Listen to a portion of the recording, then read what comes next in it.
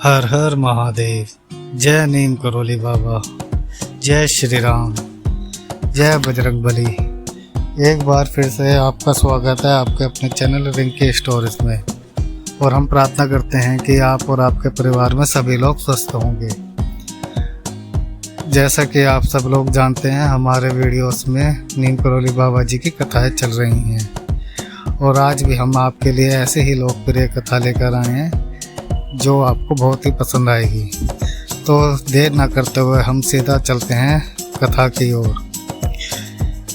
कि जैसा कि आप सभी जानते हैं, हमारे चैनल पर शरद नीम करोली बाबा महाराज जी की अद्भुत कथा की श्रृंखला का कार्यक्रम जारी है। तो आज भी आपके लिए एक ऐसे ही विशेषांक ऐसे ही अद्भुत कथा लेकर आए हैं। तो आइए बिना देर किए हुए लेकर चलते हैं आपको आज की कथा की ओर।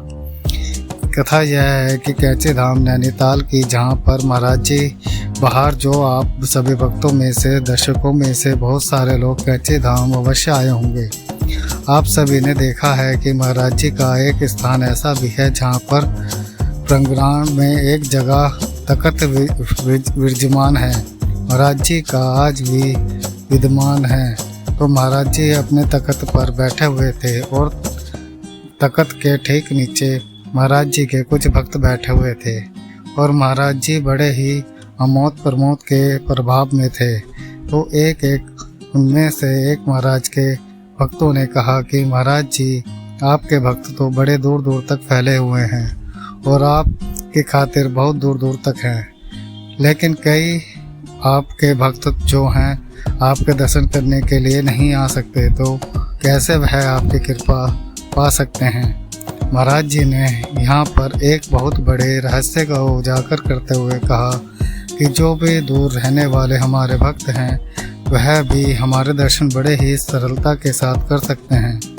मैं उन सब की बातें भी सुनता हूँ, उन सब की जो भी समस्याएं हैं, परेशानी हैं, उनके जो भी व्यक्ति होते हैं उनको मैं सुनता हूँ। महाराज जहाँ पर एक ऐसा रहस्य उजागर कर रहे हैं, महाराज जी कहते हैं कि हमारी तस्वीर के सामने कहीं गई सभी प्रार्थनाएं मैं स्वयं सुनता हूँ, उन पर विचार करता हूँ और उनका विधान भी करता हूँ।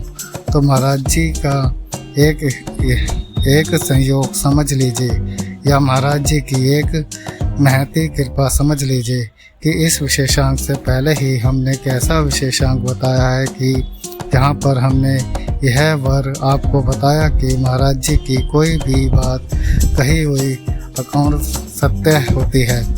तो उस बात को यहाँ पर जोड़ते हुए आप सबको मैं बता दूं कि यहाँ यह बात भी महाराज जी के मुख से निकली हुई है कि महाराज जी की तस्वीर के सामने भी जो प्रार्थना की जाती है वह भी महाराज जी की तस्वीर करते हैं। क्योंकि बहुत सारे ऐसे भी महाराज जी के नन्हे भक्त हैं जो महाराज जी पर अपनी बड़ी और दुर्लभ और बड़ी विशेष श्रद्धा रखते हैं। तो वह अक्सर यह प्रश्न पूछते हैं कि हमारे कई विशेषज्ञों ने यह एक प्रश्न किया है जो वह समांतर और बहुत ही संभव से पूछा गया है कि महाराज जी मेरी विनती क्यों नहीं सुनते, मेरी बात कब सुनेंगे।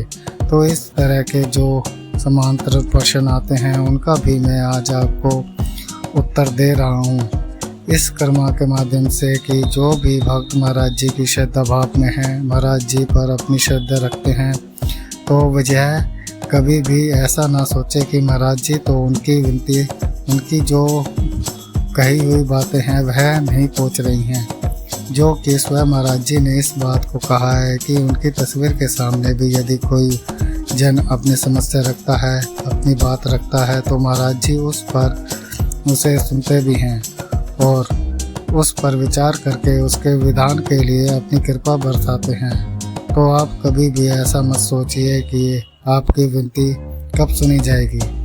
आपको मैं एक बात बता दूं कि आपकी विनती तो अवश्य सुनी ही जा रही है, लेकिन उसके निदान के लिए थोड़ा समय लग रहा है। तो आप भी धैर्य बनाकर रखें कि महाराज जी कभी भी किसी की को कठिनाई में, परेशानी में, दुख में नहीं देख सकते और हर तौर पर अपने जो उनके अनन्य भक्त हैं, जो उन पर श्रद्धा भाव रखते हैं, महाराज जी तो वैसे सभी की सुनते हैं, लेकिन जो उनके भक्त रहते हैं, जो उन पर आस्था रखते हैं, उनके परेशानियों के निदान के लिए महाराज जी के ने कुछ ना कुछ अच्छा सोच रखा है।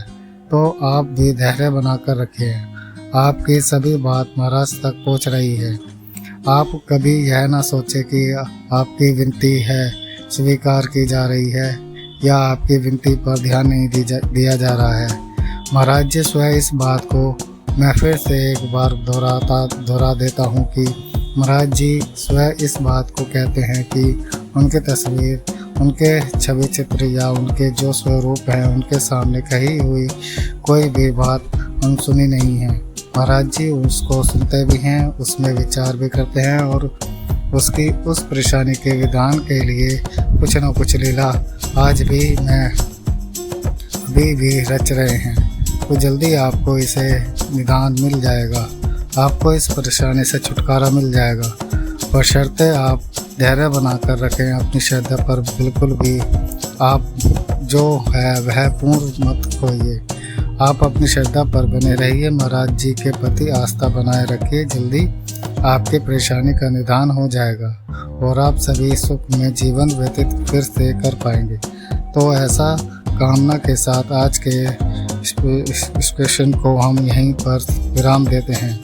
मिलते हैं अगली किसी अद्भुत कथा के साथ। तब तक के लिए जय श्री राम और जय बजरंगबली। और अगर हमारे चैनल पर कोई नया है तो हमारे चैनल को सब्सक्राइब करें, लाइक करें, कमेंट करें। और आज का वीडियो आपको कैसा लगा ये हमें कमेंट बॉक्स में बताएं। और आप पर महाराज की कृपा हमेशा बनी रहेगी। बस धैर्य बनाकर रखें। धन्यवाद।